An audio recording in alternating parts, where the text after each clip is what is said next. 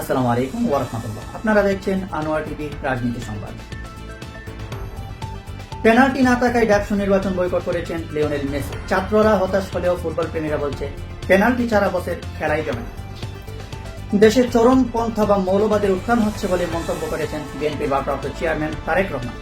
এরই পাল্টা জবাবে মেহেদী হাসান বলেন, তোমরা বলছো দেশে মৌলবাদের উত্থান হচ্ছে, অথচ জনগণ দেখছে দেশে চাঁদাবাজের উত্থান আর বাম্পার ফলন হচ্ছে। এদিকে বঙ্গবন্ধুর মৃত্যুবার্ষিকীতে শ্রদ্ধা জানাতে না পেরে দুঃখ প্রকাশ করেছেন স্যার আসিফ নজরুল। তিনি বলেন, উপদেষ্টা পদে না থাকলে আজ আমিও 3 হাত লম্বা একটি বিনম্র শ্রদ্ধা জানাতাম। অন্যদিকে পাকিস্তানে ভয়াবহ বন্যায় ভেসে যাচ্ছে ঘরবাড়ি। সেই বন্যার সাথেও বিএনপি নেতা দুদুর সম্পৃক্ততা রয়েছে বলে অভিযোগ এনেছেন জামায়াত নেতা।